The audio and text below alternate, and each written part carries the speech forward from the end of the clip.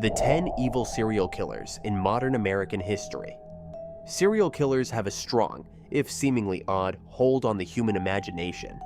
Many people today find themselves grimly fascinated by the exploits of killers, to the point where experts in social sciences, mental health, communications, and other fields have made it a point of research interest to understand why so many of us find serial killers to be so fascinating. Of course, this is not a new fascination, as cases like that of the 16th century accused werewolf Peter Stubb, and the breathless pamphlet accounts of his crimes that followed Stubb's trial and execution demonstrate. That's continued into the modern day with a significant media industry that's focused on true crime and the chilling exploits of some of the worst serial killers in American history. What makes a serial killer the worst? It could be the sheer number of victims they targeted, of course.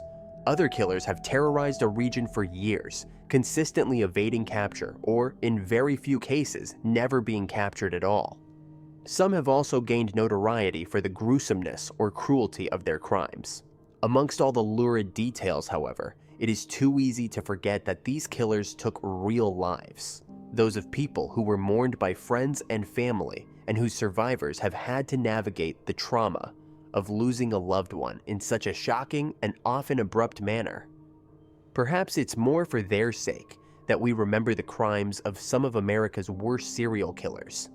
The Zodiac Killer. What if a serial killer is never caught? What if they continued, or even continue, to walk undetected amongst us, but with murder still on their minds? That horror is undeniably part of the story of the Zodiac Killer, whose 1968 to 1969 murders of at least 5 people in California spawned wild media speculation and widespread fear. Some suggest that the 1963 shooting deaths of Robert Domingos and Linda Edwards in Santa Barbara County were done at the hands of the killer. Some also believe that he's responsible for the 1966 death of Riverside City College student Cherry Jo Bates.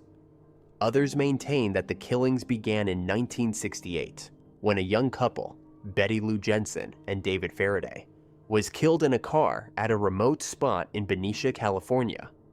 Another couple, Darlene Ferrin and her friend Michael Mageau, were targeted near Vallejo. Ferrin died while Mageau survived, yet they could not provide a helpful description. Soon after, a person claiming to be the killer began sending taunting letters to local newspapers. Another couple in a car was stabbed in September 1969. Cecilia Shepard died, but Brian Hartnell survived and provided a chilling description of a man in a black hood with a circle and cross emblem. Many more letters, some containing mysterious ciphers, a possible police encounter with the killer, and more attacks followed, but no one was apprehended. Though the cipher was solved in 2022, it didn't point to a clear suspect. The case remains unsolved. Ted Bundy. Ted Bundy had a weird hold over people. Some people, anyway. Though he was convicted of 3 murders, confessed to 28, and was executed in Florida in 1989. Some maintained that he was compellingly intelligent and charismatic. But no matter how much some may have found themselves fascinated by Bundy, the chilling reality of his crimes handily labels him as one of America's worst serial killers. Bundy's killings began in February 1974, when he murdered 21-year-old Linda Ann Healy of Seattle. He killed 11 more women in 1974 alone, at least according to Bundy's confession. In August 1975, he was arrested in Utah. But even though officers found objects like gloves, masks, rope, and handcuffs in his car, Bundy was released on bail in short order. He was arrested again in October 1975 after Carol Darench identified him as her failed abductor in a 1974 incident. He was eventually also charged with the murder of Karen Campbell, but while on trial in 1977 in Colorado, he escaped twice and eventually found himself on the run. Bundy's killings began in February 1974 when he murdered 21-year-old Linda Ann Healy of Seattle. He killed 11 more women in 1974 alone, at least according to Bundy's confession. In August 1975, he was arrested in Utah. But even though officers found objects like gloves, masks, rope, and handcuffs in his car, Bundy was released on bail in short order. He was arrested again in October 1975 after Carol DaRonch identified him as her failed abductor in a 1974 incident. He was eventually also charged with the murder of Karen Campbell, but while on trial in 1977 in Colorado, he escaped twice and eventually found himself on the run. By January 1978, Bundy was in Tallahassee, Florida, where he targeted the Chi Omega sorority in a brutal attack that killed Margaret Bowman and Lisa Levy while seriously injuring 2 other women. He left the sorority, attacked another woman in her apartment, and then escaped. Less than a month later, he killed 12-year-old Kimberly Leach, who was to be his last victim before his arrest on February 15, 1978. Jeffrey Dahmer. The sheer brutality of Jeffrey Dahmer's crimes is so shocking that he remained a ghoulish figure in American culture decades after his 1994 death. Beginning in 1978 and continuing until he was finally apprehended in 1991, Jeffrey Dahmer primarily targeted the gay community in and around Milwaukee, Wisconsin. His first victim, a teenage hitchhiker named Stephen Hicks, established a typical pattern for Dahmer, who incapacitated Hicks with alcohol and a blow to the head, followed by strangulation. By his third victim in early 1989, Anthony Sears, Dahmer began retaining human remains. He also became increasingly ritualistic and attempted to lobotomize victims. In May 1991, he was nearly caught when 14-year-old Konorak Syntha escaped Dahmer's apartment. Police intercepted Syntha, who was nude and disoriented, then handed him back to Dahmer when the killer maintained that Syntha was his drunk boyfriend. Dahmer had previously been convicted in 1988 of sexually assaulting Syntha brother. Police looked around Dahmer's apartment, but their investigation was exceedingly poor. They missed the remains of Tony Hughes, which were visible in one room. After the police left, Dahmer proceeded to kill Syntha as well. 4 more men would die before police finally arrested Dahmer on July 22, 1991, after Tracy Edwards told police that Dahmer had drugged him. When police investigated Dahmer's apartment, they found a ghoulish array of human remains. Dahmer was arrested and ultimately confessed to killing 17 people. He was killed in prison by a fellow inmate in 1994. Gary Ridgway. Like other serial killers, Gary Ridgway preyed on some of the most vulnerable people in society, targeting those whose transient lives and ostracization would make their disappearances all the less likely to gain attention. For Ridgway, those victims were typically young women running away from home or working as sex workers in and around King County, Washington.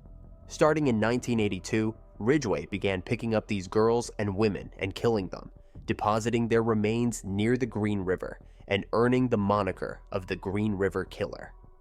In 2003, he would finally be charged with the murder of that first known victim, Wendy Lee Caulfield, along with many other women.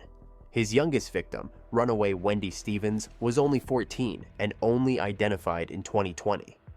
As of 2024, investigators are still working to identify individuals whose remains are connected to the case.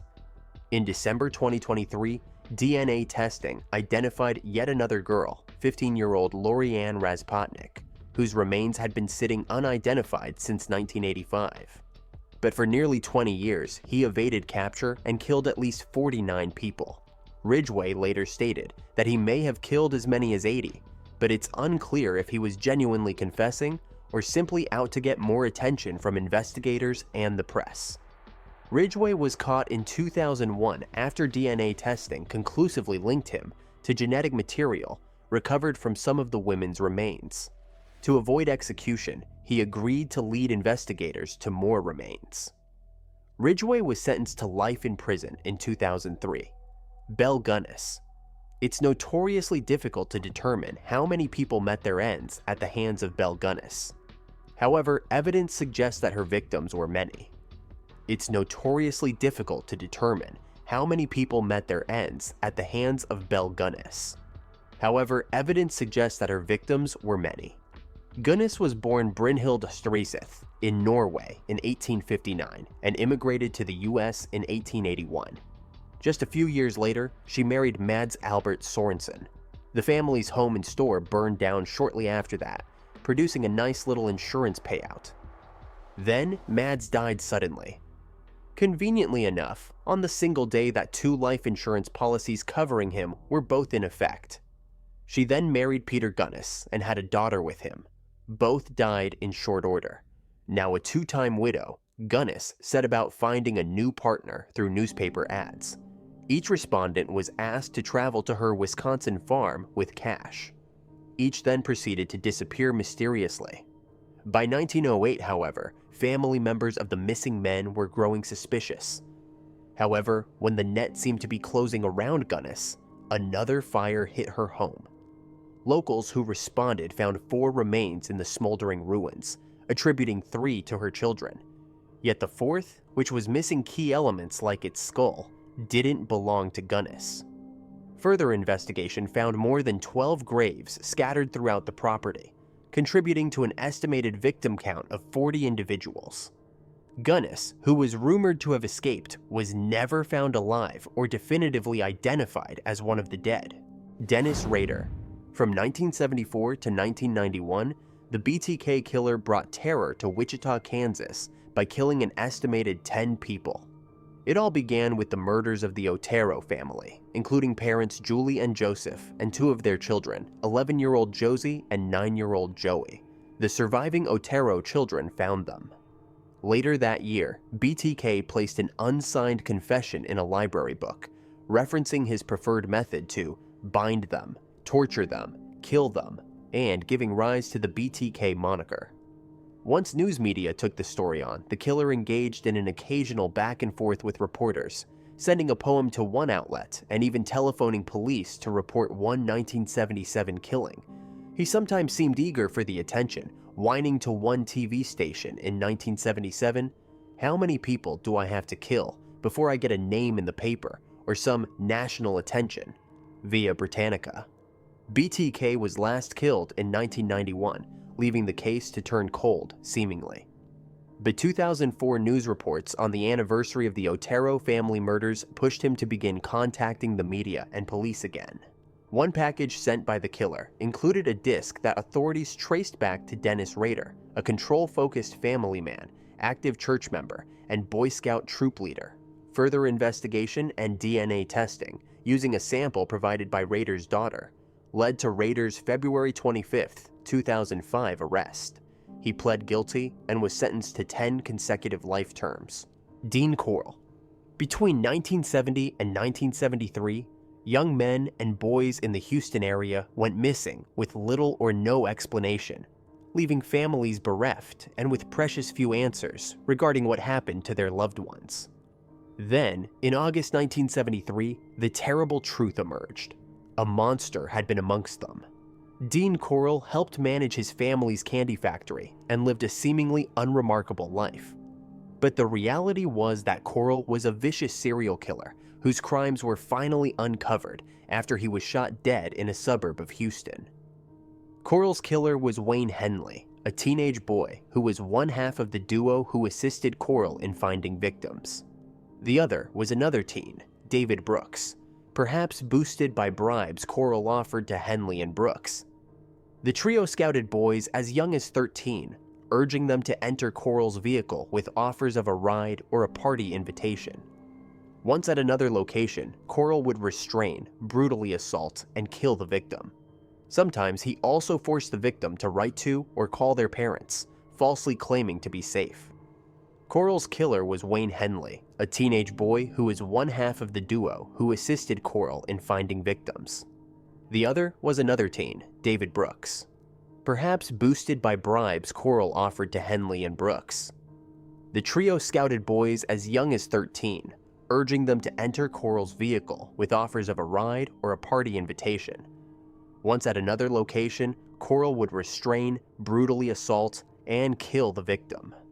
Sometimes he also forced the victim to write to or call their parents, falsely claiming to be safe. Brooks and Henley later confessed that they helped Corll move and bury victims. bodies, some of which belonged to their friends.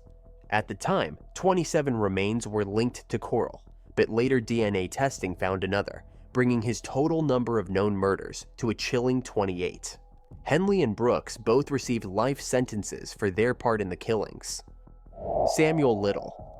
The very dubious title of most prolific American serial criminal likely belongs to Samuel Little. That's not just an exaggeration either, as no less than the FBI had determined that Little likely told the truth when he confessed to killing 93 people from 1970 until 2005. The truth about Samuel Little includes the fact that he was frequently apprehended during that period, typically for changes like assault and theft, but was often released.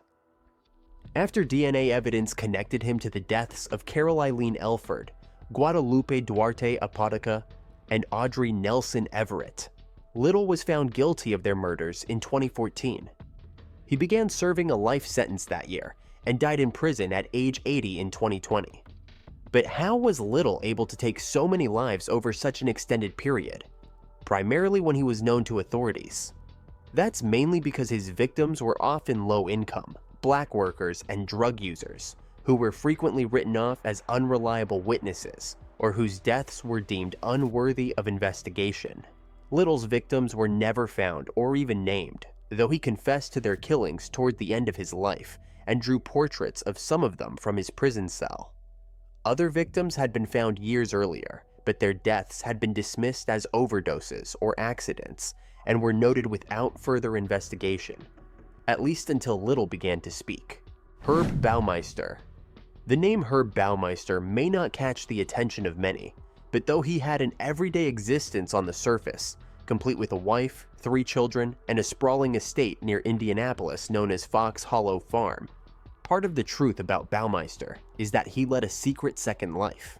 When his family was out of town, Baumeister is believed to have gone to Indianapolis gay bars, where he picked up single men, returned to his home, killed them, and disposed of their remains nearby. His wife, Julie, eventually admitted that her son found a human skull on the Baumeister property in December 1994. Yet, when she questioned Herb, he brushed it off as an old anatomy specimen he'd discarded in the woods. Julia didn't immediately report the gruesome find to the police, but investigators continued looking into the growing numbers of missing men in the area, eventually focusing on Baumeister. He fled the area and died by suicide in a Canadian park in July 1996. Investigators found a shocking number of bones scattered throughout the woods behind the Baumeister home. Just 9 victims have been identified, but it's believed Baumeister killed at least 25 or perhaps more. Remains were being found at Fox Hollow Farm and identified as recently as 2023. Baumeister may have also been the I-70 strangler who killed an estimated 11 victims in the 1980s and 90s. Those killings seemingly stopped around the time Baumeister moved into Fox Hollow Farm.